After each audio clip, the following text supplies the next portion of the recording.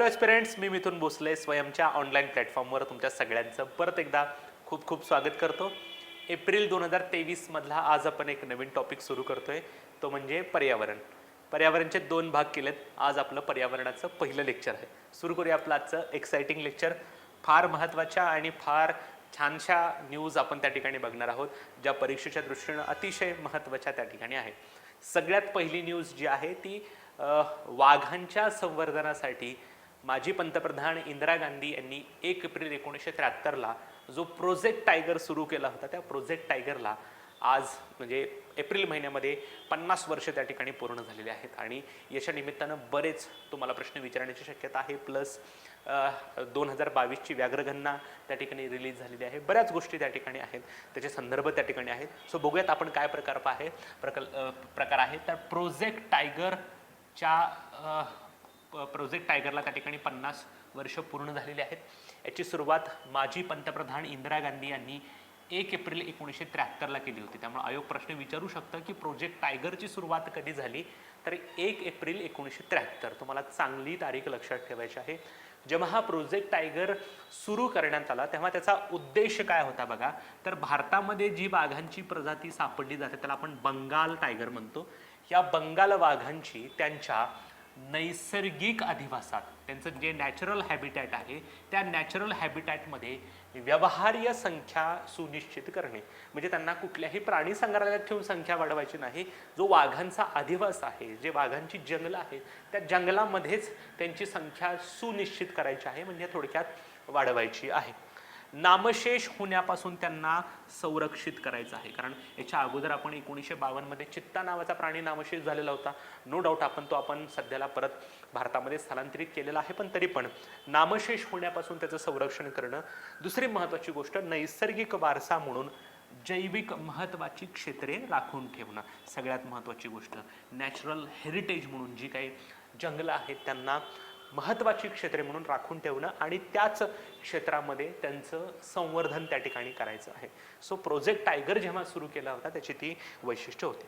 पहिला व्याघ्र प्रकल्प या प्रोजेक्ट टायगरच्या अंतर्गत कुठला होता, तर जिम कॉर्बेट राष्ट्रीय उद्यान उत्तराखंड. लक्षात ठेवा, आता सध्याला ही संख्या त्या ठिकाणी 53 झालेली आहे. ओके, सो जिम कॉर्बेट राष्ट्रीय उद्यान उत्तराखंड हे त्या ठिकाणी प्रोजेक्ट टायगर मधला पहिला व्याघ्र प्रकल्प होता. परंतु काही महत्त्वाच्या गोष्टी पण इथं आम्ही डेमोग्राफीज त्या ठिकाणी दाखवलेल्या आहेत बघा. एकूण 9 व्याघ्र प्रकल्प होते सुरुवातीला, म्हणजे 1973 मध्ये. सो 50 वर्ष पूर्ण झालेले व्याघ्र प्रकल्प. 1973 मध्ये जिम कॉर्बेट सोबत आणखीन काही व्याघ्र प्रकल्प सुरू झाले. तर कुठले आहेत व्याघ्र प्रकल्प आणि कुठल्या राज्यात ते आहेत बघा. सो बंदीपूर आहे कर्नाटक राज्यामध्ये, जिम कॉर्बेट उत्तराखंड बघितला आपण, कान्हा मध्य प्रदेश, मानस आसाम, मेळघाट महाराष्ट्र, पालामाऊ झारखंड म्हणजे त्यामध्ये बिहारमध्ये होतं, रणथंबोर असेल राजस्थानमध्ये, सिमलीपाल असेल ओडिशामध्ये आणि सुंदरबन पश्चिम बंगालमध्ये. हे 9 व्याघ्र प्रकल्प 1973 मध्ये सुरू झाले, म्हणून आपण त्या ठिकाणी या व्याघ्र प्रकल्पांना 50 वर्ष पूर्ण झाले आहेत असं म्हणतो. सो आयोग असा पण प्रश्न विचारू शकतं की असे किती व्याघ्र प्रकल्प आहेत त्यांच्या स्थापनेला 9 वर्ष पूर्ण झालेली आहेत, तर ते आहेत 9. आणि सगळ्यात महत्त्वाची गोष्ट, ह्या 9 मध्ये आपल्या महाराष्ट्रातल्या एका व्याघ्र प्रकल्पाचा समावेश आहे. ओके, सो मेळघाट नावाचा व्याघ्र प्रकल्प पहिल्या 9 मध्ये त्या ठिकाणी होता. अधिक माहितीमध्ये सध्याला भारतामध्ये किती व्याघ्र प्रकल्प आहेत, तर सध्याला भारतामध्ये 53 व्याघ्र प्रकल्प आहेत. काही पुस्तकांमध्ये तुम्हाला 54 रेफरन्स असेल, पण ट्रस्ट मी, आयोगाच्या ही जी काही व्याघ्र प्रकल्पाची ऑफिशियल वेबसाईट आहे त्याच्यावरती 53 व्याघ्र प्रकल्प आहे. उत्तर प्रदेशमधला राणीपूर नावाचा व्याघ्र प्रकल्प 53वा व्याघ्र प्रकल्प आहे. सगळ्यात महत्त्वाची गोष्ट, भारतामध्ये ह्या 53 व्याघ्र प्रकल्पांचं एकूण क्षेत्र किती आहे, तर 75,796 चौरस किलोमीटर इतका या प्रकल्पाचं क्षेत्रफळ आहे. आणि देशाच्या भौगोलिक क्षेत्राच्या ते 2.3% आहे. इथं पण आयोग प्रश्न विचारू शकतं. सो भारतामध्ये जे काही 53 व्याघ्र प्रकल्प आहेत त्या 53 व्याघ्र प्रकल्पांचं एकूण क्षेत्रफळ हे 75,796 चौरस किलोमीटर आहे आणि हे भौगोलिक क्षेत्राच्या 2.3% इतकं त्या ठिकाणी आहे. हे जे काही 53 व्याघ्र प्रकल्प आहे त्या 53 व्याघ्र प्रकल्पामध्ये महाराष्ट्रातील 6 व्याघ्र प्रकल्प आहेत. एक आहे मेळघाट अमरावती मधला, 2 ताडोबा अंधेरी चंद्रपूर, 3 नवेगाव नागझिरा भोर वर्धा असं पाहिजे होतं, हे बोर नावाचं ठिकाण आहे. नंतर आहे पेंच नागपूर, नंतर सह्याद्री सातारा सांगली रत्नागिरी आणि कोल्हापूर. ओके, सो लक्षात ठेवा महत्त्वाची गोष्ट आहे की भारतामध्ये जे 53 व्याघ्र प्रकल्प आहेत त्या 53 पैकी आपल्या महाराष्ट्रात किती आहेत, तर आपल्या महाराष्ट्रामध्ये 6 व्याघ्र प्रकल्प त्या ठिकाणी आहेत. ओके, पेंच नावाचा सेम व्याघ्र प्रकल्प मध्य प्रदेशमध्ये देखील आहे, परंतु त्याची आणि महाराष्ट्रातल्या आणि नागपूर मध्य प्रदेश मधल्या व्याघ्र प्रकल्पांचं पेंचचं वेगळं पण त्या ठिकाणी आहे. सो दोन्ही वेगवेगळे त्या ठिकाणी आहेत, परंतु पेंच याच नावानं मध्य प्रदेश देखील मध्ये व्याघ्र प्रकल्प आहे. सर्वाधिक व्याघ्र प्रकल्प असणारी 2 राज्य आहेत, एक आहे मध्य प्रदेश आणि दुसरा आहे महाराष्ट्र. दोन्ही राज्यामध्ये प्रत्येकी 6 व्याघ्र प्रकल्प त्या ठिकाणी आहेत. नंतर जगभरामध्ये 29 जुलै हा दिवस आंतरराष्ट्रीय व्याघ्र दिवस म्हणून सेलिब्रेट केला जातो. कारण का 29 जुलै 2010 रोजी रशियाच्या सेंट पीटर्सबर्ग या ठिकाणी एक व्याघ्र परिषद आयोजित करण्यात आली होती आणि या व्याघ्र परिषदेमध्ये या दिवशी एक ठराव करण्यात आला की 2010 ते 2020 या 10 वर्षाच्या कालावधीमध्ये वाघांची संख्या ही दुप्पट करायची आहे. म्हणून 29 जुलै हा दिवस जागतिक स्तरावर आंतरराष्ट्रीय व्याघ्र दिवस म्हणून देखील सेलिब्रेट केला जातो. कुठल्याही वाघाचा वगैरे जन्म झाला नव्हता असं लक्षात ठेवा. ओके, सो 29 जुलैला सेंट पीटर्सबर्ग इथं जी काही व्याघ्र परिषद बसवली होती त्याच्यामध्ये वाघांची संख्या पुढच्या 10 वर्षामध्ये दुप्पट करण्याचा ठराव त्या ठिकाणी करण्यात आलेला होता. Okay, yes. हॅलो एस्पिरंट्स, आम्हाला पूर्ण कल्पना आहे की तुम्हाला आमचे व्हिडिओ नक्कीच आवडले असतील.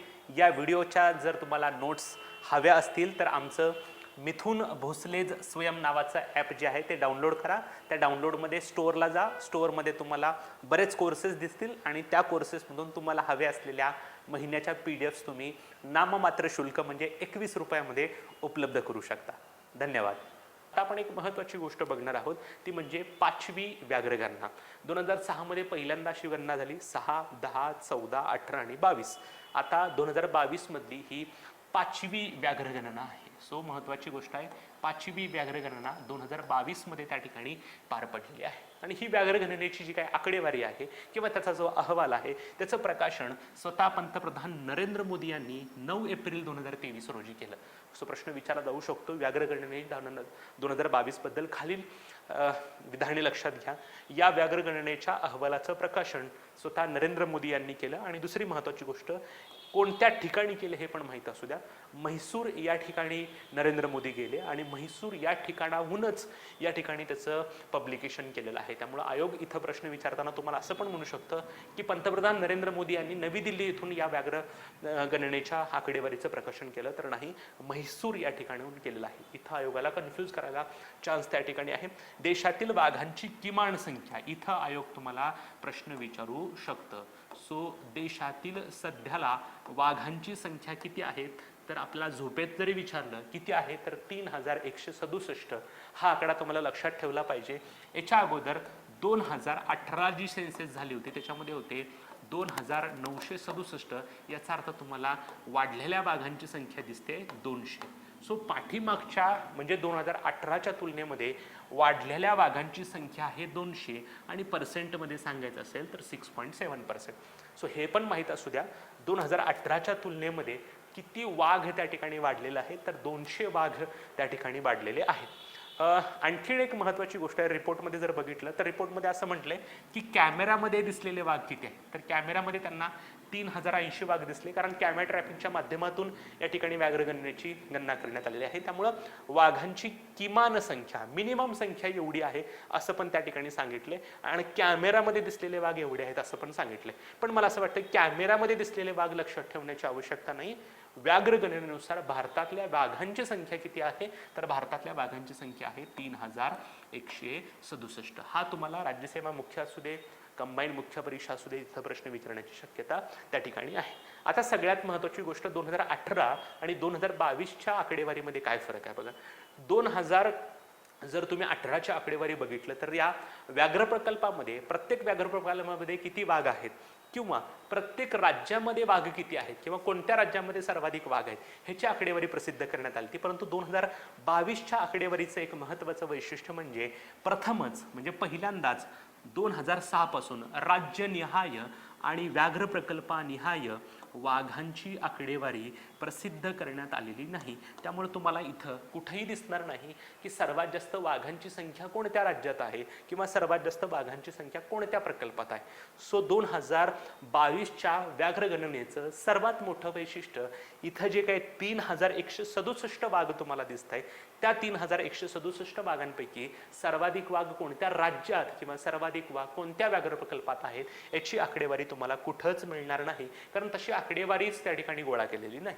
तर यासाठी काय केलेलं आहे, तर यासाठी त्यांनी काय केलंय, सो इथे काय केलंय मी तुम्हाला सांगतो. पण याच्यापूर्वी 2006 पासून जर 2022 पर्यंत तुम्ही जर गेला तर तुम्हाला त्या ठिकाणी वाघांची संख्या कंटिन्युअसली वाढलेली दिसते. 2006 मध्ये 1411 वाघ होते, 2017 मध्ये 2010 मध्ये 1706 वाघ होते, 2014 मध्ये 2226 वाघ होते, 2018 मध्ये 2967 वाघ होते आणि नंतर 3167 वाघ झालेले आहे. याचा अर्थ 2006 पासून कंटिन्युअसली भारतामध्ये वाघांची संख्या ही वाढत गेलेली त्या ठिकाणी दिसते. ओके, यस, आलं लक्षात सगळ्यांना. चलो, आता आपण हे जे म्हटलं की राज्यामध्ये आणि प्रकल्पनिहाय वाघांची संख्या नाहीये, मग कशानुसार वाघांची संख्या आहे बघा, तर वाघांच्या अधिवासाचे म्हणजे हॅबिटॅट, म्हणजे थोडक्यात वाघ ज्या ठिकाणी सापडतो त्या अधिवासाचं वर्गीकरण करून 5 प्रमुख लँडस्केप आणि वाघांची संख्या, 5 प्रमुख लँडस्केपमध्ये भारताचं वर्गीकरण केले आणि या 5 प्रमुख लँडस्केपमध्ये किती वाघ आहेत हे त्या ठिकाणी सांगण्यात आलेलं आहे. सो पहिला जो त्या ठिकाणी लँडस्केप आहे तो आहे शिवालिक आणि गंगेचं मैदान. शिवालिक पर्वतरांगा आणि गंगेचं मैदान या सगळ्यांच्या दरम्यान आपण जे काही एरिया आहे त्याच्यामध्ये 804 वाघ त्या ठिकाणी आहेत. नंतर मध्य भारत आणि पूर्व घाटामध्ये 1161 वाघ आहेत. पश्चिम घाटामध्ये 824 वाघ आहेत. ईशान्य टेकड्या आणि ब्रह्मपुत्रा पूर्व मैदाने 194 वाघ त्या ठिकाणी आहेत. सुंदरबनमध्ये 100 वाघ त्या ठिकाणी आहेत. सो भारतातील वाघांच्या अधिवासांचं वर्गीकरण या 5 लँडस्केपमध्ये करण्यात आलंय आणि 5 लँडस्केपमध्ये किती वाघ आहेत यांची संख्या निश्चित करण्यात आलेली आहे. जर तुम्ही बघितलं सर्वात जास्त वाघ कुठं आहेत तर मध्य भारत आणि पूर्व घाटामध्ये जो काही लँडस्केप आहे तिथं वाघांची संख्या जास्त आहे. त्यामुळे आयोग हा पण प्रश्न विचारू शकतं की भारतामध्ये सर्वाधिक वाघांची संख्या कोणत्या लँडस्केपमध्ये आढळून येते, तर मध्य भारत आणि पूर्व घाट. त्याच्यानंतर जर तुम्ही बघितलं तर पश्चिम घाटामध्ये, ज्याच्यामध्ये आपला महाराष्ट्र देखील त्या ठिकाणी येतो. सो पश्चिम घाटामध्ये त्या ठिकाणी सर्वाधिक जास्त 2 नंबरचे वाघ आहेत. नंतर त्या ठिकाणी आहे शिवालिक गंगेचं मैदान, नंतर आहेत ईशान्येकडच्या टेकड्या आणि सर्वात कमी जे आहेत ते सर्वात कमी तुम्हाला सापडतील पश्चिम बंगालमध्ये सुंदरबन रिजनमध्ये. ओके, सो माहिती असू द्या, भारतात आढळणाऱ्या वाघांचं अधिवासांचं वर्गीकरण हे 5 लँडस्केपमध्ये केले आणि त्या लँडस्केपमध्ये किती वाघ आहेत अंदाजित त्याची आकडेवारी प्रसिद्ध करण्यात आलेली आहे. आता तुम्ही म्हणाल की व्याघ्र मोजायचे आहेत, वाघांची संख्या मोजायची आहे, तर कशी मोजायची. सो आता काय ते वाघ आहे तो आपण त्याच्या समोर गेलं तर तो खाऊन टाकायला बसला आपल्याला. सो बेसिकली आपण तर धप्पा तर करू शकत नाही, हा धप्पा 1, हा धप्पा 2, धप्पा 3 असं तर करू शकत नाही. ह्याच्यासाठी एक सायंटिफिक पद्धतीनं जावं लागतं आणि त्याच्याच पद्धतीनं आपण वाघांची संख्या मोजू शकतो. आणि हे फार चॅलेंजिंग त्या ठिकाणी आहे, कारण आपण म्हटलं की मिनिमम वाघांची संख्या आहे. वाघांची संख्या एक्झॅक्टली आपल्याला सापडणार नाही, पण आपण म्हणू शकतो की एवढे तर वाघ आपल्या भारतामध्ये नक्कीच आहेत. आता बघा, व्याघ्र गणनेसाठी वापरलेली नवीन पद्धत, कुठल्या नवीन पद्धतीचा वापर करून त्या ठिकाणी वाघांची संख्या मोजलेली आहे, तर वाघांचं सॅटेलाइट मॅपिंग आणि जिओ मॅपिंग. वाघ ज्या ज्या क्षेत्रांमध्ये आढळतो त्या क्षेत्रामध्ये सॅटेलाइट मॅपिंग केलं किंवा सॅटेलाइटचा अभ्यास करून किंवा जिओ मॅपिंगचा अभ्यास करून त्या ठिकाणी केलेला आहे. दुसरी महत्त्वाची गोष्ट, वाघांची डरकाळी असेल, त्यांचे झाडावरचे केस असतील, त्यांच्या घर्षणाच्या खुणा असतील, त्यांच्या मूत्राचा गंध असेल किंवा मूत्रावर असलेल्या बुरशीचे काळे डाग असतील, असे विविध नोंदणी करून त्या ठिकाणी त्यांनी अभ्यास केलेला आहे. ओके, जुनी पद्धत काय आहे तर बेसिकली जे काही फुटमार्क्स असतात त्यांचे, पायांचे ठसे जे असतात त्याच्यावरनं त्या ठिकाणी अंदाज केले जातात. किंवा सगळ्यात महत्त्वाची गोष्ट, कॅमेरा लावले जातात, ट्रॅप कॅमेऱ्याच्या माध्यमातून असेल, त्यांची विष्ठा असेल. सो बरेच जुन्या पद्धती पण त्या ठिकाणी आहेत. सो ओव्हरऑलच विविध पद्धतींचा वापर करून त्या ठिकाणी भारतात त्या वाघांची अंदाजित संख्या त्या ठिकाणी मोजण्यात आलेली आहे. ओके, सो वर्षनिहाय वाघांची संख्या किती आहे याच्या अगोदर काय आकडेवारी होती हे ह्याच्यानंतर मी तुम्हाला सांगणार आहे. आता हा काय प्रकार आहे, एक तर मी तुम्हाला सांगितलं की 3167 वाघ जे आहेत त्या वाघांची संख्या जी आहे ते राज्यनिहाय आणि प्रकल्पनिहाय आपल्याला उपलब्ध नाही. आता जे काय वाघ आहेत वाघ प्रकल्प जे आहे 53 व्याघ्र प्रकल्प, ते 53 व्याघ्र प्रकल्प कशा प्रकारची कामगिरी करतात त्यांचा एक मूल्यांकन अहवाल त्या ठिकाणी केंद्र सरकारने तयार केलेला आहे, ज्याचं प्रकाशन याच वेळेला त्या ठिकाणी करण्यात आलेलं होतं. सो व्याघ्र प्रकल्पांचे व्यवस्थापन परिणामकारकता मूल्यांकन म्हणजे मॅनेजमेंट इफेक्टिव्हनेस इव्हॅल्युएशन. ओके, म्हणजे कोणत्या व्याघ्र प्रकल्पाने व्यवस्थापनामध्ये चांगली कामगिरी केलेली आहे त्याला आपण म्हणतो मॅनेजमेंट इफेक्टिव्हनेस इव्हॅल्युएशन. ओके, आता हे काय प्रकार आहे तर आपण हळूहळू तुम्हाला त्या गोष्टी समजतील. विविध राज्यांमधील व्याघ्र प्रकल्पांची जे काही व्याघ्र प्रकल्प आहेत विविध राज्यांमधले त्यांचं जंगल व्यवस्थापन कामगिरीनुसार विविध प्रवर्गामध्ये विभागणी केलेली आहे. आता ही विभागणी कशामध्ये आहे, कसा प्रकार आहे, मी तुम्हाला वन बाय वन सांगतो. व्याघ्र प्रकल्पांनी किंवा त्या राज्यांनी व्याघ्र प्रकल्पामध्ये जे काही जंगल व्यवस्थापन आहे त्या जंगल व्यवस्थापनामध्ये म्हणजे फॉरेस्ट मॅनेजमेंटमध्ये कशी कामगिरी केलेली आहे त्यांना काही मार्क्स देऊन त्या ठिकाणी अशा प्रकारची मॅनेजमेंट इफेक्टिव्हनेस इव्हॅल्युएशन केलेलं आहे. Okay, yes. आता ह्याच्यासाठी 33 निकष आहेत. ते 33 निकष आपल्याला माहीत ठेवण्याची गरज नाही, पण कुठल्या प्रकारचे त्या ठिकाणी निकष आहेत बघा. व्याघ्र प्रकल्पातील कामांचं दस्तऐवजीकरण म्हणजे डॉक्युमेंटेशन. हे जे काय व्याघ्र प्रकल्प आहे त्याच्यामध्ये कुठली काय कामं केली त्याचं डॉक्युमेंटेशन असू दे, ह्याला काही मार्क्स आहेत. नंतर हे जे काही व्याघ्र प्रकल्प आहे त्याच्यामध्ये मानवी हस्तक्षेप कसा आहे, मानवी हस्तक्षेप कमी व्हावा म्हणून जंगलाच्या व्यवस्थापनानं काय प्रयत्न केलेले आहेत. नंतर व्याघ्र संवर्धन आराखडा व्याघ्र प्रकल्प आहे त्याच्या माध्यमातून वाघांचं संवर्धन करण्यासाठी काही इनिशिएटिव्ह केलेले आहेत का. नंतर यासाठी लोकसहभाग महत्वाची गोष्ट आहे. नंतर वाघांचा जो काही अधिवास आहे तो चांगला राहावा म्हणून अधिवास व्यवस्थापन. नंतर बऱ्याच वेळेला बघा वन्य प्राणी जंगल सोडून शहरामध्ये येताना दिसतात किंवा गावामध्ये येताना दिसतात, त्याच्यामुळं वन्य प्राणी आणि मानवांमध्ये संघर्ष त्या ठिकाणी निर्माण झालेला असतो. सो मानव वन्यजीव संघर्षाचं व्यवस्थापन करणं असू द्यात, संसाधनांची उपलब्ध असू द्यात, जे काही रिसोर्सेस आहेत त्याचा वापर त्या ठिकाणी कसा केलेला आहे. नंतर आर्थिक संसाधने कशी आहेत, जे काही कर्मचारी आहेत त्यांना व्यवस्थित प्रशिक्षण दिलं आहे का. जंगलाभोवतीच्या लोकांच्या उत्पन्नाची साधने, जे काही जंगलाचा एरिया आहे त्याच्या आजूबाजूला राहणारे लोक आहेत त्यांना उत्पन्नाचं साधन मिळवून देण्यासाठी फॉरेस्ट मॅनेजमेंटने काय प्रकार केलेले आहेत. नंतर जंगलातील गावांचं स्थलांतरण असू देत, बऱ्याच वेळेला ह्या गावांना वन्य प्राण्यांपासून धोका असतो त्यामुळे त्यांचं दुसऱ्या ठिकाणी स्थलांतरण करणं कशा प्रकारे केलं आहे. आणि कोर भागातील पर्यटनावर आळा, कारण हे जे काही मेन तुमचं जंगलाचा कोर असतो तिथं बायोडायव्हर्सिटी मोठ्या प्रमाणात असते, तिथं वन्य प्राण्यांचं अस्तित्व मोठ्या प्रमाणात असतं. इथं त्या ठिकाणी कोणत्याही प्रकारावर वन्य पर्यटन जे आहे त्याच्यावर कशा प्रकारे आळा घातलेला आहे ह्या ठिकाणी ह्या गोष्टी आहेत.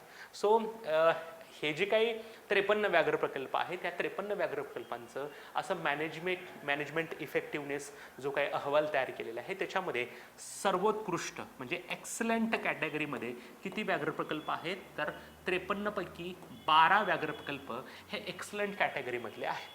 आणि ह्या 12 व्याघ्र प्रकल्पामध्ये आपल्या महाराष्ट्रातला एकमेव व्याघ्र प्रकल्प आहे. सो एक्सलंट म्हणजे सर्वोत्कृष्ट कॅटेगरीमध्ये आपल्यातला फक्त एक व्याघ्र प्रकल्प आहे, तो आहे पेंच, जो नागपूर या ठिकाणी आहे.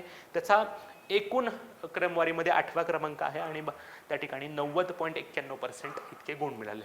परंतु ह्या सर्व 53 व्याघ्र प्रकल्पामध्ये त्या ठिकाणी या मॅनेजमेंट इफेक्टिव्हनेस इव्हॅल्युएशनमध्ये कोणत्या व्याघ्र प्रकल्पानं चांगली कामगिरी केलेली आहे तर तो व्याघ्र प्रकल्प आहे पेरियार, जो केरळ राज्यातला व्याघ्र प्रकल्प आहे तो या क्रमवारीमध्ये 1 नंबरचा आहे. थोडक्यात असा भारतातला कोणता व्याघ्र प्रकल्प आहे त्यानं जंगल व्यवस्थापनामध्ये चांगली कामगिरी केलेली आहे तर तो आहे पेरियार. 2 नंबरला आहे सातपुडा मध्य प्रदेशमधला, 3 नंबरला बंदीपूर कर्नाटक. पण सगळ्यात महत्त्वाची गोष्ट पेरियार तुम्हाला चांगलं लक्षात ठेवायचं आहे. आणि या ठिकाणी महाराष्ट्रातला कुठला आहे एक्सलंट कॅटेगरीमधला तो आहे पेंच, कारण एक्सलंट कॅटेगरीमध्ये किती आहेत 12 आहेत आणि हा पेंच व्याघ्र प्रकल्प ह्या 12 मध्ये 8व्या क्रमांकावर आहे आणि त्याला 90.91 गुण मिळाले आहे. आता आपण बघितलं की भारतामध्ये महाराष्ट्रामध्ये टोटल 6 व्याघ्र प्रकल्प त्या ठिकाणी आहेत. एक तर आपण बघितला पेंच जो सर्वोत्कृष्ट कॅटेगरीमध्ये आहे, ज्याला त्या ठिकाणी 8वा क्रमांक त्या ठिकाणी आहे, एक्सलंट कॅटेगरीमध्ये आहे. आता नंतर जे 4 प्रकल्प आहेत ते व्हेरी गुड कॅटेगरीमधले आहेत, म्हणजे खूप चांगल्या कॅटेगरीमध्ये आहेत, म्हणजे त्यांनी बऱ्यापैकी चांगलं काम केले.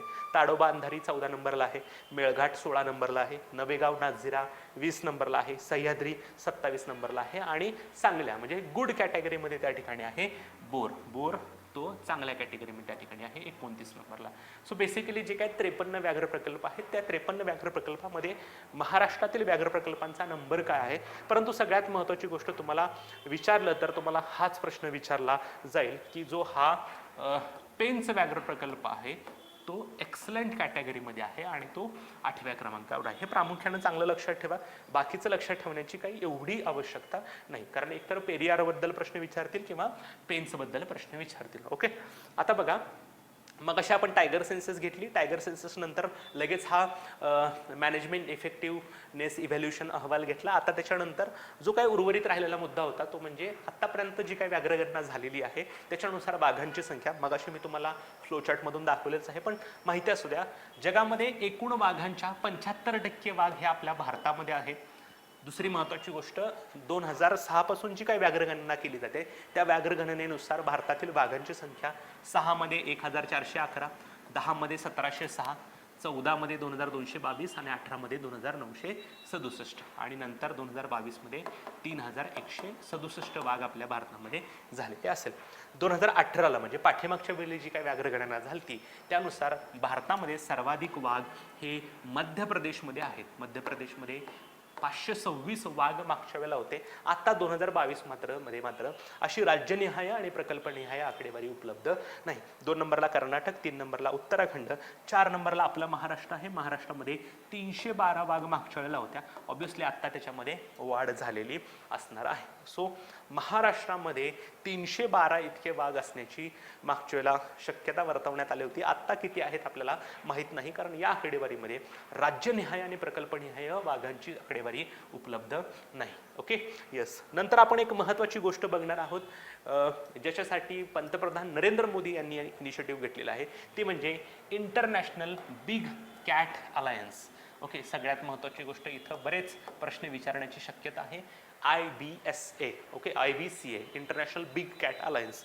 सो सगळ्यात महत्त्वाची गोष्ट, हा जो काही इंटरनॅशनल बिग कॅट अलायन्स काय आहे तर जगामध्ये मांजार जातीतील म्हणजे कॅट स्पेसीज मधल्या 7 प्रजातींचं संरक्षण करणं. आता हे तुम्हाला चांगलं लक्षात ठेवायचं, कुठल्या 7 प्रजाती आहेत. ओके, सो जगामध्ये ज्या टोटल बिग कॅट स्पेसीज मधल्या 7 मांजार प्रजाती आहेत त्या मांजार प्रजातींचं संरक्षण करणं हा इंटरनॅशनल बिग कॅट अलायन्सचा सगळ्यात मोठा उद्देश त्या ठिकाणी आहे.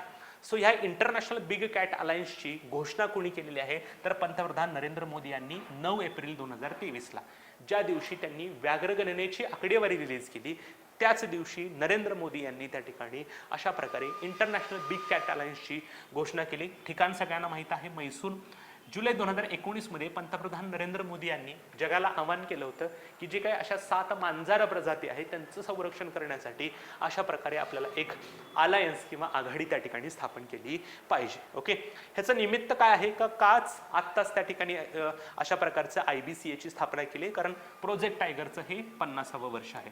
सो प्रोजेक्ट टायगरला 50 वर्ष पूर्ण होत आहेत म्हणून नरेंद्र मोदी यांनी international big cat alliance. Big cat alliance म्हणजे काय तर टोटल 7 मांजार प्रजाती आहेत.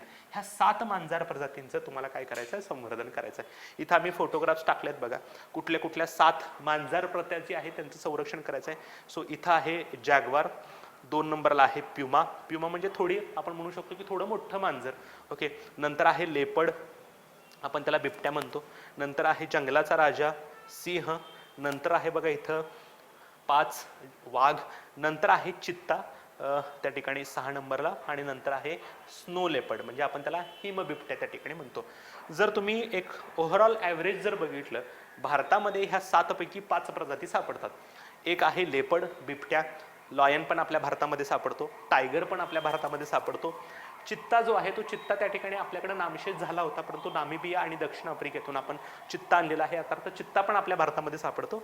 स्नो लेपर्ड पण भारतामध्ये त्या ठिकाणी सापडतो. हिमबिबट्या जी काय हिमालयाकडची राज्य आहे तिथं हा हिमबिबट्या असतो. थोडक्यात काय, आपल्या बिबट्यासारखाच बिबट्या असतो, तो फक्त थंड प्रदेशात त्या ठिकाणी राहत असतो. आपल्याकडे फक्त कुठले नाहीत तर जॅग्वार आणि पुमा हे 2 प्राणी मात्र त्या ठिकाणी नाही आहेत. सो आता ह्याला एक्झॅक्टली मराठी शब्द ट्रान्सलेशनला नाही आहेत, त्यामुळे मी असे शब्द त्या ठिकाणी वापरलेले आहेत, जॅग्वार आणि पुमा, आणि आयोग कदाचित तसे शब्द वापरेल.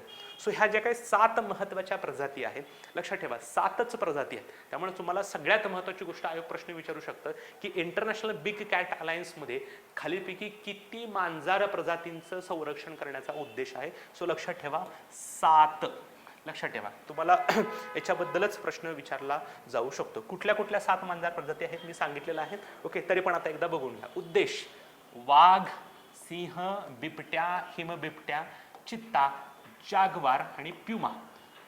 जाग्वार आणि प्युमा त्या ठिकाणी हे जे काही 7 त्या ठिकाणी तुमचे 7 मांजर प्रजातींचं संरक्षण करणं सगळ्यात महत्त्वाची गोष्ट. हे तुम्हाला एक्झॅक्टली नावानुसार माहीत पाहिजे. यातला एखादं आयोग दुसरा शब्द देऊ शकतो.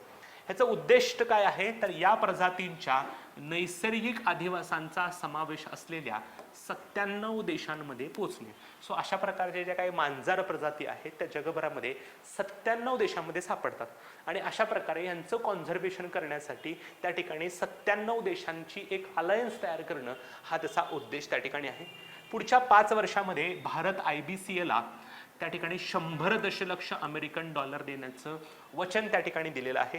IBCAची रचना कशी असेल तर ह्याच्यामध्ये एक परिषद असेल ज्याच्यामध्ये 7 सदस्य असतील.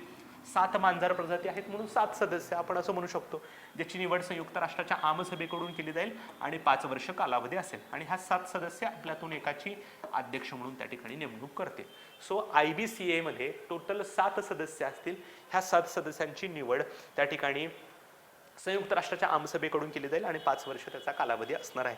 संवर्धनाच्या प्रयत्नामध्ये सहकार्य करण्यासाठी जगातील देश, संवर्धनवादी आणि तज्ज्ञांना एकत्र आणण्याचा प्रयत्न त्या ठिकाणी केला जाणार आहे. ह्या 7 मांजर प्रजातींचं संरक्षण करण्यासाठी हे जे काही जगातले देश आहेत, वेगवेगळे संवर्धनवादी आहेत, विविध संवर्धन चळवळ राबवणारे लोक आहेत, त्यांना आणि तज्ज्ञांना एकत्र त्या ठिकाणी आणलं जाणार आहे. नंतर सगळ्यात महत्त्वाची गोष्ट, भारतानं जेव्हा अलायन्स केली, सांगितली, घोषणा केली 9 एप्रिलला, तेव्हा त्याच्यानंतर 4-5 दिवसांनी IBCAचा एक देश, संस्थापक देश त्या ठिकाणी झालेला आहे. त्याचं नाव आहे नेपाळ. नेपाळ हा IBCAचा संस्थापक देश त्या ठिकाणी झालेला आहे. किंवा असं पण आयोग प्रश्न विचारू शकतो की IBCAची स्थापनेची घोषणा कोणी केलेली आहे, कोणत्या देशानंतर भारताने केलेली आहे. नंतर दुसरी महत्त्वाची गोष्ट, IBCAचा संस्थापक देश भारतासोबत कोण झालेला आहे तर तो नेपाळ झालेला आहे, कारण नेपाळमध्ये मोठ्या प्रमाणात टायगरची पॉप्युलेशन त्या ठिकाणी आहे. नंतर सहभाग होण्यासाठी सकारात्मक प्रतिसाद दिलेले देश, भूतान असेल, बांगलादेश असेल, इथिओपिया असेल, इंडोनेशिया असेल, केनिया असेल, या देशाने देखील अशा प्रकारे या करारामध्ये स्थापन होण्यासाठी इनिशिएटिव्ह घेतलेला आहे. मला असं वाटतं की आंतरराष्ट्रीय स्तरावर अशा प्रकारे पर्यावरण संवर्धनासाठी किंवा वन्यजीवांच्या संवर्धनासाठी भारत सरकारनं किंवा नरेंद्र मोदी यांनी सुरू केलेलं हे दुसरं अलायन्स आहे. याच्यापूर्वी फ्रान्सच्या सहकार्यानं आपण ISA सुरू केलं होतं, इंटरनॅशनल सोलर अलायन्स, आणि आता आपण त्या ठिकाणी काय केलंय, इंटरनॅशनल बिग कॅट अलायन्स त्या ठिकाणी सुरू केलेले आहे. आता ह्याचा फायदा काय होणार आहे तर लक्षात ठेवा, हे जे काही 7 मांजर प्रजातींचे जे काही प्राणी आहेत त्यांचा विविध गोष्टीसाठी शिकार त्या ठिकाणी होत असते. मग त्यांचं फर असेल, त्यांचे पंजे असतील, त्यांचे दात असतील, यासाठी बऱ्याच वेळेला मोठ्या प्रमाणात त्यांची शिकार होत असते किंवा यांचा मोठा व्यापार त्या ठिकाणी होत असतो. सो शिकार आणि अवैध वन्यजीव व्यापाराला त्या ठिकाणी आळा घालणं, कारण हे जर सगळे देश एकत्र आले तर काहीतरी करार होतील, या कराराच्या माध्यमातून ह्या मांजर प्रजातींचं संरक्षण त्या ठिकाणी होईल. सो शिकार आणि अवैध वन्यजीव व्यापाराला आळा घालणं.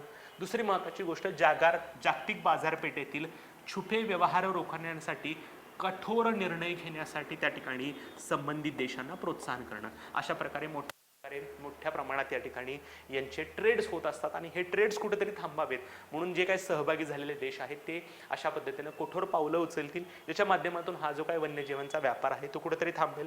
नंतर जे काही वन्य प्राणी असतील त्यांचं आणि त्यांच्या अधिवासांचं संवर्धन त्या ठिकाणी होईल. प्रशासकीय अधिकारी जे संबंधित आदिवासाचं आणि वन्य प्राण्याचं संरक्षण करण्यासाठी जबाबदार आहेत त्यांचं प्रशिक्षण दिलं जाईल आणि त्यांची क्षमता विकास कसा होईल ह्याच्यासाठी त्या ठिकाणी प्रयत्न होईल. नंतर जे काही पॉलिसी मेकर्स असतील, अभ्यासक असतील, तज्ज्ञ असतील यांच्याकडून माहितीचं आदान प्रदान त्या ठिकाणी होणार आहे. सो बेसिकली काय आहे तर 7 मांजर प्रजातींचं संरक्षण करण्यासाठी जे काय एफर्ट्स होतील त्या एफर्ट्समुळं बरेच फायदे त्या ठिकाणी आपल्याला होणार आहे. याच वेळेला पंतप्रधान नरेंद्र मोदी यांनी एक माहिती पुस्तकाचं रिलीज केलं. त्याचं नाव आहे अमृतकाल का टायगर व्हिजन. अमृतकाल म्हणजे काय तर पुढच्या 25 वर्षाचं म्हणजे काय 2022 पासून ते 2000 म्हणू की आपण 2023 पासून ते 2000 त्या ठिकाणी 50 पर्यंत जो काही आपण पुढचा कालावधी 2047 पर्यंत. सो 2023 पासून ते 2047 पर्यंत हा जो काही कालावधी आहे तो आपण अमृतकाळ म्हणून त्या ठिकाणी सेलिब्रेट करतोय. आणि ह्या अमृतकालाचं विजन म्हणजे पुढच्या 25 वर्षाचं व्याघ्र संवर्धनाचं नियोजन काय आहे तर यासाठी अमृतकाल का टायगर व्हिजन या नावानं त्या ठिकाणी एक माहिती पुस्तक त्या ठिकाणी रिलीज करण्यात आलेलं आहे. Okay yes. नंतर भारतातील व्याघ्र प्रकल्पाला 50 वर्ष पूर्ण झालेत म्हणून 50 रुपयांचं टायगर कॉईन त्या ठिकाणी आलेलं आहे.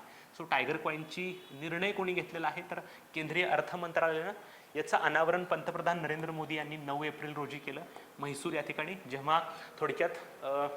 जेव्हा अशा प्रकारे त्या ठिकाणी 9 एप्रिलच्या तारखेचं महत्त्व लक्षात ठेवा. एक तर 9 एप्रिलला टायगर कॉईन आहे, 9 एप्रिलला त्या ठिकाणी इंटरनॅशनल बिग कॅट अलायन्सची घोषणा आहे आणि नंतर व्याघ्र गणनेची आकडेवारी त्या ठिकाणी आहे आणि सगळं म्हैसूर इथून केलेलं आहे. प्रोजेक्ट टायगरच्या स्थापनेला 50 वर्ष जे पूर्ण झालेले आहे त्याच्या निमित्तानं वाघ्र कॉईनचं किंवा टायगर कॉईनचं अनावरण त्या ठिकाणी झालेलं आहे. सो तुम्हाला दिसते बघा कशा प्रकारचा हा टायगर कॉईन आहे. इथं तुम्हाला दिसते बघा त्या ठिकाणी अशोक स्तंभ आहे, त्याच्या खाली सत्यमेव जयते लिहिलंय, इकडं भारत देवनागरीमध्ये लिहिलंय, इकडं इंडिया त्या ठिकाणी लिहिलेलं आहे, खाली रुपयाची किंमत त्या ठिकाणी किंवा त्या पैशाची किंमत लिहिलेली आहे ₹50 असं त्या ठिकाणी लिहिलंय. परंतु हे चलनात आपल्याला वापरता येत नाही, लक्षात ठेवा. एक मेमरी म्हणून हे रिलीज केलेलं असतं. हे कोणीही कॉईन खरेदी करू शकत नाही किंवा ह्याच्यावर व्यवहार पण कोण करत नाही. ह्यातला व्हॅल्युएशन नसतं कारण हे RBI कडून रिलीज केलेलं नाही आहे. तर ह्याच्यासाठी फक्त एक मेमरी म्हणून त्या ठिकाणी रिलीज केलेलं असतं, संवर्धन फक्त असावं म्हणून. जर तुम्ही बारीक बघितलं तर ह्याला काटे दिसतात. सो काटेरी किंवा दात्र्या त्या ठिकाणी या कॉईनला आहेत. पाठीमागच्या बाजूला व्याघ्र परियोजना के 50 वर्ष म्हणजे टायगर प्रकल्पाला 50 वर्ष पूर्ण झालेत ते लिहिले. नंतर ते नावळी लिहिले म्हणजे कुठून कुठपर्यंत त्या ठिकाणी 50 वर्ष पूर्ण झालेत तर 1973 ते 2023 या कालखंड त्या ठिकाणी लिहिलेला आहे. आणि इथं एका बाजूला वाघाचं त्या ठिकाणी प्रिंट त्या ठिकाणी करण्यात आलेली आहे. सो अशा प्रकारचा तो कॉईन त्या ठिकाणी आहे. ओके. सो त्याचा आकारमान आहे 40 मिलीमीटर, 35 ग्रॅम इतकं वजन त्याच्यामध्ये आहे. चांदी, तांबे, निकेल आणि जस्त ह्या धातूंचा वापर त्या ठिकाणी केलेला आहे. हे जे काही दातेरी कडा आहेत त्याची संख्या 200 आहे. मध्ये सत्यमेव जयते असं कोरलेलं आहे. डाव्या परिघावर भारत हा शब्द लिहिला आहे. परिघावर म्हणजे डाव्या बाजूला, परिघ म्हणजे डावी बाजू जी आहे त्याच्यावर भारत आहे, उजव्या बाजूला त्या ठिकाणी इंडिया असं लिहिलं आहे. नाण्याच्या उलट बाजूला मध्यभागी वाघाचं चित्र आहे, जे मी तुम्हाला दाखवलं. इथं वाघाचं चित्र मध्यभागी दिसते आणि चित्राच्या समोर नाण्याच्या उजव्या बाजूला 1973 ते 2023 ही कोरलेली कालदर्शक सनावळी आहे. म्हणजे 1973 पासून 2023 पर्यंत व्याघ्र प्रकल्पाला 50 वर्ष पूर्ण झालेत असं त्या ठिकाणी सांगण्यात आलेलं आहे. सो जर आयोगाने विचारलंच तर काय कसं आहे तर माहिती असू द्या फक्त. ओके. सो वाघ आहे, वाघाच्या इकडच्या बाजूला सनावळी म्हणजे उजव्या बाजूला सनावळी आहे आणि एका बाजूला सत्यमेव जयते आणि भारत असं कोरलेलं त्या ठिकाणी आहे. ओके. येस. सो अशा प्रकारचं व्याघ्र प्रकल्पाला 50 वर्ष पूर्ण झाल्याबद्दल कॉईन डिक्लेअर करण्यात आलेला आहे. हॅलो एस्पिरंट्स, आम्हाला पूर्ण कल्पना आहे की तुम्हाला आमचे व्हिडिओ नक्कीच आवडले असतील. या व्हिडिओच्या जर तुम्हाला नोट्स हव्या असतील तर आमचं मिथुन भोसलेज स्वयं नावाचं ॲप जे आहे ते डाउनलोड करा. त्या डाउनलोडमध्ये स्टोअरला जा. स्टोअरमध्ये तुम्हाला बरेच कोर्सेस दिसतील आणि त्या कोर्सेसमधून तुम्हाला हवे असलेल्या महिन्याच्या PDFs तुम्ही नाममात्र शुल्क म्हणजे 21 रुपयामध्ये उपलब्ध करू शकता. धन्यवाद. आता एक महत्त्वाची गोष्ट आहे जी फार इंटरेस्टिंग त्या ठिकाणी आहे ती म्हणजे अरवली ग्रीन वॉल प्रकल्प. आता हा अरवली ग्रीन वॉल प्रकल्प काय प्रकार आहे आपण बघूया. सगळ्यांना माहीत आहे अरवली नावाचा एक पर्वत आहे. जर तुम्हाला इथं मॅप दिसत असेल तर तुम्हाला इथं दिसते बघा, गुजरात, राजस्थान, हरियाणा आणि दिल्ली यांच्या दरम्यान त्या ठिकाणी या ठिकाणी हा अरवली पर्वत आहे. आणि ह्या अरवली पर्वताच्या इकडच्या बाजूला राजस्थान आहे. जर तुम्ही बघितला की इकडून मान्सून येतो आणि हा मान्सून अशा प्रकारे इकडे येतो, परंतु इकडे एवढा मोठा अरवली पर्वत असल्यामुळं इकडं तो जाऊ शकत नाही, त्यामुळे इथं राजस्थानमध्ये मोठ्या प्रमाणात पावसाचं दुर्भिक्ष आहे, म्हणजे इथं पाऊस पडत नाही. त्यामुळे राजस्थानमध्ये वाळवंट असण्याचं कारण काय आहे, तर या ठिकाणी अरवली पर्वत आहे. किंवा आपण असं उलट्या बाजूने पण म्हणू शकतो, इकडच्या बाजूला गंगेचं सुपीक मैदान आहे आणि इकडच्या बाजूला वाळवंट पसरण्याचं न कारण देखील इथला अरवली पर्वत आहे. जर इथं अरवली पर्वत नसता तर कदाचित हे जे काही आपण डेझर्ट म्हणतो किंवा वाळवंट म्हणतो ते कदाचित इकडं मध्य प्रदेशपर्यंत सरकू शकलं असतं. परंतु इथं एक मोठी वॉल आहे. वॉल कशाच्या निमित्तानं आहे, या अरवली पर्वताच्या निमित्तानं त्या ठिकाणी वॉल आहे. जर या ठिकाणी अरवली पर्वत नसता तर फार मोठे प्रॉब्लेम्स त्या ठिकाणी झाले असते. परंतु हे जे काही वाळवंटाचं एक्सटेन्शन आहे ते कुठेतरी अरवली पर्वतानं थांबवलेलं आहे. परंतु जर आपण अरवली पर्वत टिकवला तर उजवीकडं किंवा भारताच्या इकडच्या बाजूला त्या ठिकाणी आपण म्हणू शकतो की पूर्वेकडच्या बाजूला जे एक्सटेन्शन आहे ते भविष्यात वाढू शकतं. म्हणून आपल्याला काय करायचं आहे, तर एक छानशी योजना त्या ठिकाणी आखलेली बघा. हा जो काय अरवली पर्वत आहे, हा ग्रीन आपण धरून चालू आहे की अरवली पर्वत आहे. या अरवली पर्वताच्या इकडच्या बाजूला 5 किलोमीटर आणि इकडच्या बाजूला 5 किलोमीटर एक ग्रीन बफर झोन त्या ठिकाणी तयार करायचा. म्हणजे काय, तर इथं मोठ्या प्रमाणात झाडांची लागवड करायची आहे. आता बघा, जर अरवली पर्वताची लांबी जर बघितली तर त्या ठिकाणी आहे 700 किलोमीटर, अशी 700 किलोमीटर आणि अशी 700 किलोमीटर. थोडक्यात काय, तर इकडं 700 किलोमीटर आणि इकडं 700 किलोमीटर अशी 1400 किलोमीटर लांबीची आणि जवळजवळ इकडं 5 आणि इकडं 5 अशी 10 किलोमीटर रुंदीची वॉल त्या ठिकाणी तयार होणार आहे. वॉल म्हणजे समजते का तुम्हाला, आता लक्षात ठेवलं, हा पर्वत आहे, ह्या पर्वताच्या इकडच्या बाजूला म्हणजे आपण धरून चालू की पूर्वेकडच्या बाजूला 5 किलोमीटर म्हणजे इकडच्या बाजूला 5 किलोमीटर ग्रीन बेल्ट तयार करायचे आहे, पश्चिमेकडच्या बाजूला 5 किलोमीटर ग्रीन बेल्ट तयार करायचं. त्यामुळे एवढी मोठी जाडी असलेलं, जाडी किती आहे बघा त्याची, आपण म्हणू शकतो रुंदी किती आहे, 5 आणि 5 10 किलोमीटर रुंदी झाली आणि लांबी किती झाली, इकडचे 700 किलोमीटर आणि इतर 700 किलोमीटर अशी 1400 किलोमीटरची लांबी त्या ठिकाणी आहे. त्याच्या माध्यमातून काय होईल, जर या ठिकाणी आपण प्लांटेशन केलं तर मोठ्या प्रमाणात जे वाळवंट आहे ते वाळवंटीकरण थांबेल. याचा अर्थ आपण राजस्थानमध्ये तर काय वाळवंटामध्ये झाडं लावून त्या ठिकाणी राजस्थानचं वाळवंट आपण हिरवं करू शकत नाही, परंतु वाढत चाललेलं जे काही वाळवंटीकरण आहे ते कुठेतरी थांबू शकतं. म्हणून आपल्याला अरवली पर्वतावर त्या ठिकाणी अशा प्रकारची योजना आखलेली आहे आणि फार सुंदर त्या ठिकाणी आहे. म्हणून आपण त्याला म्हटले अरवली ग्रीन वॉल प्रोजेक्ट. म्हणजे काय, वरच्या बाजूला 5 किलोमीटर आणि खालच्या बाजूला 5 किलोमीटर असं त्या ठिकाणी ग्रीन वॉल त्या ठिकाणी तयार करायची. काय केलं जाणार आहे, स्थानिक झाडं असतील किंवा तिथं जी काही तळी आहे त्यांचं रेज्युबिनेशन त्या ठिकाणी केलं जाणार आहे. फार सुंदर उपक्रम त्या ठिकाणी आहे. सो ह्यासाठी एक प्रेरणा कुठून घेण्यात आली, भारत सरकारचं इनिशिएटिव्ह नाही. बऱ्याच वेळेला आपण आफ्रिका खंड आपल्याला कॉपी करताना दिसतो, परंतु आपण आफ्रिका खंडाला कॉपी केलेला आहे. अशाच प्रकारचा एक ग्रेट ग्रीन वॉल आहे. कुठं आहे, तर आफ्रिकेमध्ये सेनेगल ते जिबुतीपर्यंत सहारा वाळवंट जे आहे ते सहारा वाळवंट वाढत चाललेलं होतं. म्हणून ह्या सहारा वाळवंटाचं वाढणारं वाळवंटीकरण कुठेतरी थांबावं म्हणून सेनेगल ते जिबुतीपर्यंत अशा प्रकारची ग्रीन वॉल त्या ठिकाणी उभा करण्यात आलेली आहे. आणि हे आपल्यासाठी प्रेरणा होतं की आफ्रिका खंडामध्ये पण असं वाळवंटीकरण कुठेतरी थांबावं म्हणून अशा प्रकारचा ग्रेट ग्रीन वॉल प्रोजेक्ट राबवण्यात आला होता. आणि आपल्याकडे आहे अरवली ग्रीन वॉल प्रकल्प. सो अरवली काय आहे तर सगळ्यांना माहित आहे, अरवली हा एक पर्वत आहे जो त्या ठिकाणी गुजरात पासून सुरू होते आणि दिल्लीपर्यंत जाऊन थांबतो. ही पर्वताची रांग आहे आणि या पर्वताच्या रांगेच्या माध्यमातून आपण कुठेतरी वाढत चालणारं वाळवंटीकरण कमी करू शकतो म्हणून हा इनिशिएटिव्ह सुरू करण्यात आलेला आहे. फार सुंदर उपक्रम आहे. ओके, भविष्यात तुम्हाला प्रश्न विचारला जाऊ शकतो याच्यावरती. सो ह्याचा शुभारंभ, या प्रकल्पाचा शुभारंभ म्हणजे काय, झाडांची लागवड करून शुभारंभ केलेला आहे. कोणी केलेला आहे तर रिस्पॉन्सिबल मिनिस्टर आहेत भूपेंद्र यादव, केंद्रीय पर्यावरण, वने आणि हवामान बदल मंत्री त्या ठिकाणी आहेत. ऑब्विसली साधा सिंपल गोष्ट आहे, मी सांगितलं वाळवंटाचा विस्तार आणि जमिनीचा ऱ्हास रोखणे, जी काय लँड डिग्रेडेशन होत चाललेलं आहे ते कुठेतरी थांबवायचं आणि वाळवंटीकरण जे वाढत चाललेलं आहे ते रोखायचं आहे. का, कारण अरवली पर्वताच्या इकडच्या बाजूला जर तुम्ही बघितलं तर सगळा राजस्थान आहे. राजस्थान म्हटल्यानंतर आपल्याला सगळ्यात लक्षात येतं, राजस्थान म्हटलं तर आपल्या डोळ्यासमोर पहिल्यांदा येतं वाळवंट. सो हे वाळवंट इकडं सरकू नये म्हणून आपल्याला इथं मोठ्या प्रमाणात प्लांटेशन करावं लागणार आहे आणि ह्याच्यासाठीच ही मोहीम आहे. जेव्हा आपण झाडं लावतो तेव्हा डिग्रेडेशन थांबतं, बरोबर आहे. जी काही पडीक जमीन आहे तिथं जमिनीचा ऱ्हास थांबतो, पाणी संवर्धन होतं आणि एक फायदा नाही, बरेच फायदे त्या ठिकाणी होणार आहेत. काय फायदे होणार आहेत हे पण आपण त्या ठिकाणी बघणार आहोत. Okay, yes. सो बघा, हरियाणा, राजस्थान, गुजरात आणि दिल्ली या 4 राज्यांमध्ये हा प्रकल्प आहे. दुसरी महत्त्वाची गोष्ट 4 राज्य आणि केंद्रशासित प्रदेशामध्ये, त्यामुळं लक्षात ठेवा आरवली ग्रीन वॉल प्रोजेक्ट कोणत्या राज्यामध्ये? हरियाणा, राजस्थान, गुजरात आणि दिल्ली या 4 राज्य आणि केंद्रशासित प्रदेशामध्ये. आरवली पर्वतरांगेभोवती 5 किलोमीटर रुंदीचे, म्हणजे काय मी तुम्हाला सांगितलं, इकडं 5 किलोमीटर आणि इकडं 5 किलोमीटर रुंदीचे आणि 1400 किलोमीटर लांबीचे हरित बफर क्षेत्र म्हणजे ग्रीन बफर झोन त्या ठिकाणी तयार केलं जाणार आहे. म्हणजे मोठ्या प्रमाणात 5 किलोमीटर वरती आणि 5 किलोमीटर खालच्या बाजूला झाडांची लागवड केली जाणार आहे. प्लस या लँडस्केपमध्ये जवळजवळ 75 जलसाठे आहेत, म्हणजे वॉटर बॉडीज आहेत. त्या वॉटर बॉडीचं रिजनरेशन केलं जाणार आहे, म्हणजे जलसंधारण त्या ठिकाणी केलं जाणार आहे. आता इथं ऍक्च्युली ग्रीन बफर झोन तयार करायचा म्हणजे काय, तर इथं मोठ्या प्रमाणात खुरटी झुडपं असलेल्या जमिनी, जिथं जिथं खुरटी झुडपं म्हणजे हाईटला कमी असलेली झुडपी आहेत, ज्या जमिनी आहेत त्या जमिनी असतील, पडीक जमिनी असतील, तसेच ऱ्हास झालेल्या वनजमीवर स्थानिक झाडे आणि झुडपांची लागवड त्या ठिकाणी केली जाणार आहे. थोडक्यात अशा ठिकाणी मोठ्या प्रमाणात वनीकरण आपल्याला करायचं आहे. आणि हे वनीकरण करून आपल्याला एकतर पहिली गोष्ट वाळवंटाचा विस्तार रोखायचा आहे आणि 2 त्या ठिकाणी आपल्याला काय करायचं आहे, या ठिकाणी मोठ्या प्रमाणात जमिनीचं जे काही डिग्रेडेशन होत आहे ते कुठेतरी थांबवायचं आहे. ह्याचा परिणाम काय होणार आहे? ऑब्व्हियसली बायोडायव्हर्सिटी वाढणार आहे.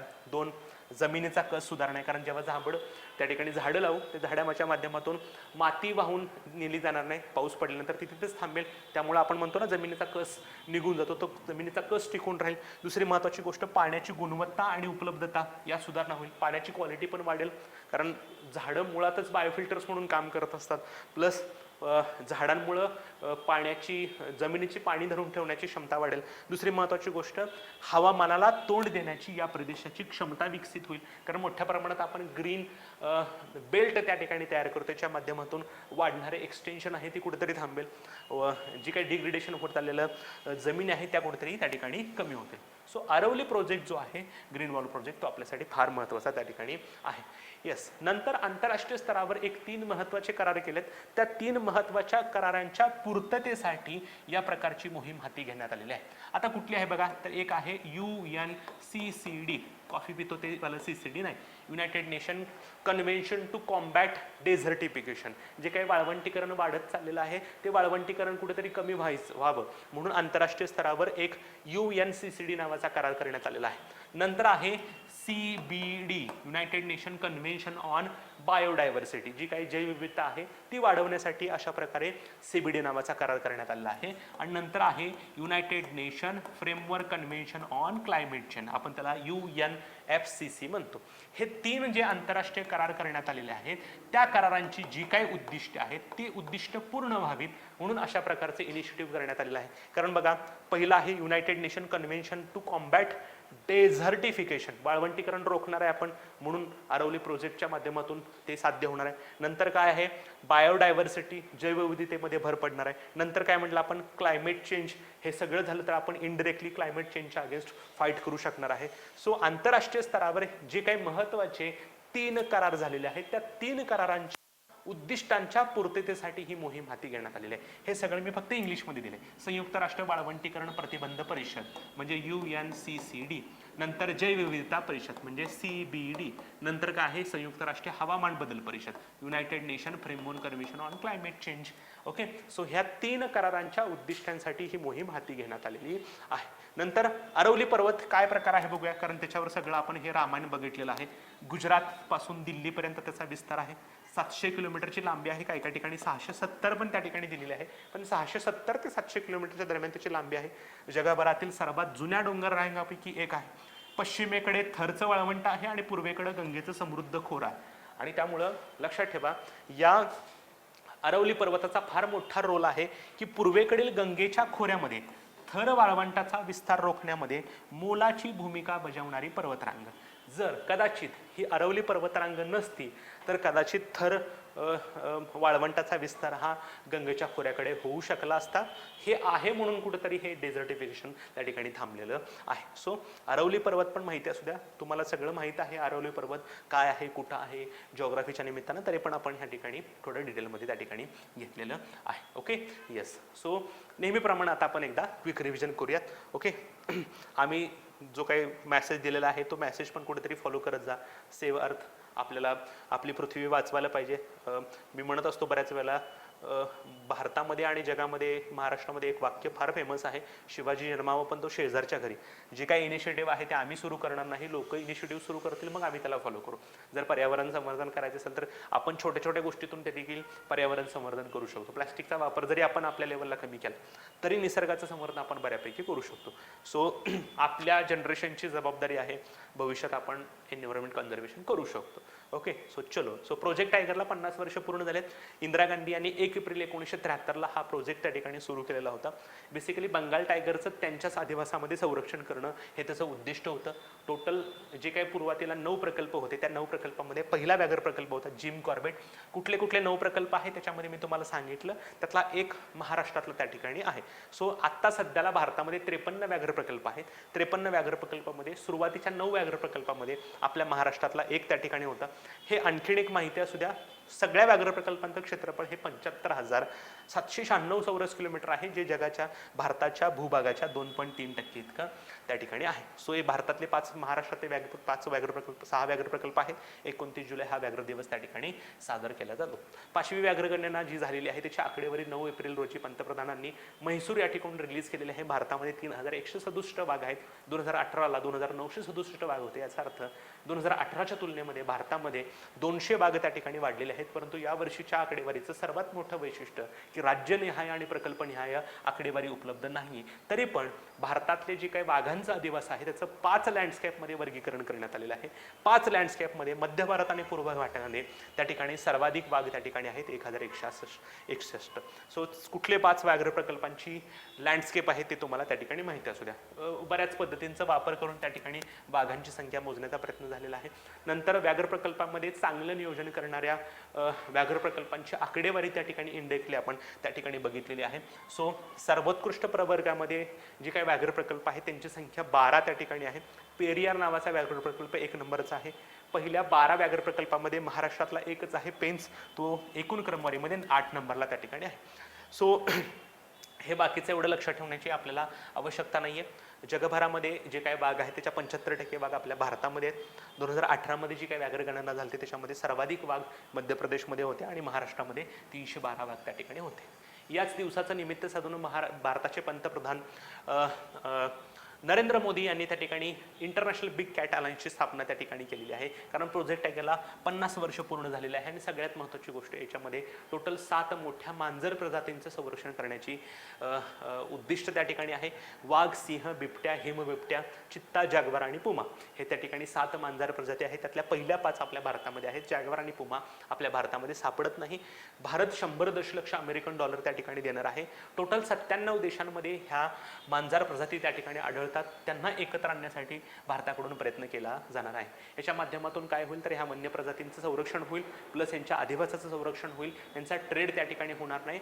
सगळे एकमेकांसोबत नॉलेज शेअर करतील आणि ओव्हरऑलच या देशांचं त्या ठिकाणी या प्रजातींचं संवर्धन होईल.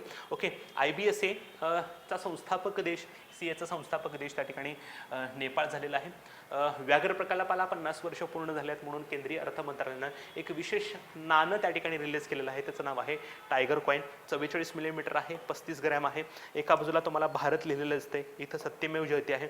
दुसऱ्या बाजूला त्या ठिकाणी टायगर आहे, त्याच्या एका बाजूला सनावळी त्या ठिकाणी तुम्हाला दिसत आहे. ओके, नंतर आहे अरवली ग्रीन वॉल प्रोजेक्ट. काय प्रकार आहेत तर अरवली नावाचा पर्वत आहे जो गुजरात पासून दिल्लीपर्यंत पसरलेला आहे. गुजरात, राजस्थान, हरियाणा आणि दिल्ली या राज्यामध्ये पसरलेल्या अरवली पर्वताच्या 5 किलोमीटर दोन्ही बाजूला आणि एकूण 1400 किलोमीटर लांबीची त्या ठिकाणी एक वॉल तयार केली जाणार आहे. त्याच्या माध्यमातून वाळवंटाचा विस्तार आणि जमिनीचा ऱ्हास त्या ठिकाणी रोखला जाणार आहे. आता ग्रीन बेल्ट तयार केला जाणार म्हणजे काय तर या क्षेत्रामध्ये मोठ्या प्रमाणात पडीक जमीन जी आहे ती डिग्रेडेड झालेली लँड आहे, तिथं स्थानिक झाडांची लागवड त्या ठिकाणी केली जाणार आहे. त्याच्यामुळं बायोडायव्हर्सिटीमध्ये भर पडणार आहे, जमिनीचा कस सुधारणा आहे. हे आपण काय केलं आहे, आंतरराष्ट्रीय स्तरावर 3 महत्त्वाचे करार आहेत. त्या 3 कराराचं उद्दिष्ट जे आहे ते उद्दिष्ट कुठेतरी पूर्ण व्हावेत म्हणून प्रयत्न केले जाणार आहेत. UNCCD नावाचा करार आहे, CBD नावाचा करार आहे आणि UNFCCC नावाचा करार आहे. ह्या कराराची उद्दिष्ट पूर्ण करण्याचा प्रयत्न म्हणून त्या ठिकाणी हा अरवली ग्रीन वॉल प्रोजेक्ट त्या ठिकाणी आहे.